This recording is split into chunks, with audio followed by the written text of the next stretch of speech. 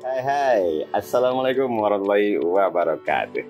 Apa kabar sahabat-sahabat yang bisa anak parit dari Sabang sampai Merauke? Saya doakan semoga seluruh kalian sehat dan selalu diberikan kekuatan dalam menjalani lika-liku kehidupan ini.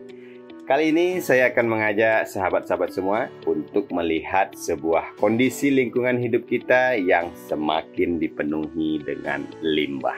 Nah, contohnya limbah-limbah kayu. Limbah hasil dari pengolahan industri kayu ini, di mana sisa-sisanya berserakan dan tidak dapat dipakai lagi dan dianggap sudah tidak memiliki nilai ekonomisnya lagi. Bukan hanya itu saja, limbah kayu juga disebabkan karena eksploitasi hutan, karena tindakan pembukaan lahan, dan ternyata banyak prakteknya di negeri kita ini. Nah, belum lagi sampah plastik. Di Indonesia saja, menurut Asosiasi Industri Plastik Indonesia dan Badan Pusat Statistik mencatat ada sekitar 64 juta ton per tahun sampah plastik di Indonesia. Bahkan sebanyak 3,2 juta ton sampah plastik dibuang ke laut. Wah, kalau sudah begini berarti tandanya sudah darurat sahabat-sahabat anak parit. Kita harus mengambil peran aktif untuk menjaga kelangsungan hidup. Terus bagaimana dengan daerah Indragiri Hilir? Daerah sebagai salah satu penghasil kelapa terbesar di dunia dengan ratusan ribu hektar kebun kelapa. Ternyata ini juga menyebabkan banyak limbah-limbah kelapa kalaulah tidak kita olah secara baik. Limbah kelapa itu menumpuk di hilir sungai yang kemudian secara masif dapat merusak lingkungan dan ekosistem di sekitar sungai. Kemudian mau dibawa kemana limbah-limbah kayu, limbah sampah plastik, bahkan sisa-sisa sabut kelapa yang tidak terpakai tersebut. Nah, kita sebaiknya mengolah limbah tersebut menjadi produk-produk yang bernilai. Contohnya dengan cara recycle. Limbah-limbah tersebut kita olah menjadi sebuah produk furniture. Nah, pola limbah kayu contohnya akan diolah menjadi partikel board atau papan partikel. Limbah kayu yang diproses ini direkatkan dengan prosentase tertentu, lalu selanjutnya dipres. Setelah didapat papan-papan partikel tersebut, seperti yang dilakukan oleh Olympic Furniture, salah satu brand pioner furniture dengan menggunakan teknologi panel ini, begini dapat dibongkar pasang ya, sehingga memudahkan dalam perakitannya. Furniture tidak hanya sebagai interior, tapi juga fungsional. Kemudian untuk limbah plastik, kita tahu bersama bahwa limbah plastik sendiri penguraiannya tidak mudah loh sahabat-sahabat semua.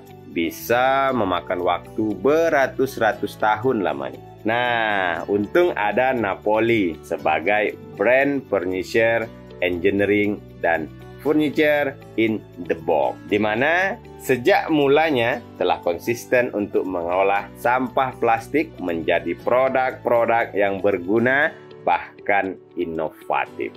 Sampah-sampah plastik yang dipisahkan atau dipilah-pilah kemudian diolah menjadi biji-biji plastik murni agar memiliki kualitas terbaik.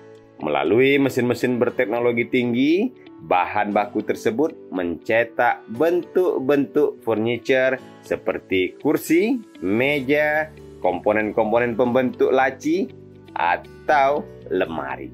Furniture dibentuk sedemikian rupa secara detail dan sangat memperhatikan aspek estetika, ergonomis, dan fungsional. Inilah yang membuat Napoli terdepan dalam melestarikan lingkungan karena teknologinya yang upcycle, yaitu mengubah sampah menjadi produk-produk yang berguna. Bahkan dalam pengemasannya pun dibuat dalam satu box sehingga tidak membutuhkan banyak tempat, mudah dan praktis. Inilah yang membuat Napoli adalah furniture yang sesuai dengan hati masyarakat Indonesia.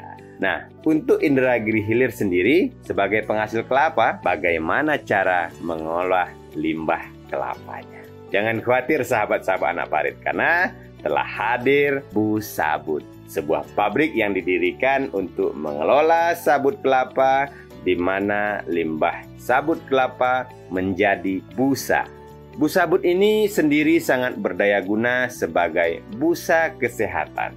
Produk-produk baik Bu Sabut, Napoli, seperti yang saya jelaskan tadi sebelumnya, tumbuh menjadi produk-produk furniture lokal dengan kualitas ekspor yang dikenal di internasional. Salah satu pengusaha putra daerah Indragiri Hilir yaitu Bapak Simarba Atong yang merupakan pemilik dari brand tersebut. Ia merupakan seorang pengusaha dan juga seorang motivator yang tak kenal menyerah. Kepekaannya terhadap lingkungan diubahnya menjadi ladang bisnis yang menguntungkan, tidak hanya secara domestik tapi juga internasional. Nah, sahabat-sahabat semua, sangat luar biasa sekali Pak Ahtong yang kita kenal ini. Beliau merupakan putra daerah kelahiran Pulau Kijang, Kecamatan Reteh, Kabupaten Indragiri Hilir. Memiliki usaha dari keluarga sampai sekarang yang tersebar ke seluruh pelosok santero negeri ini.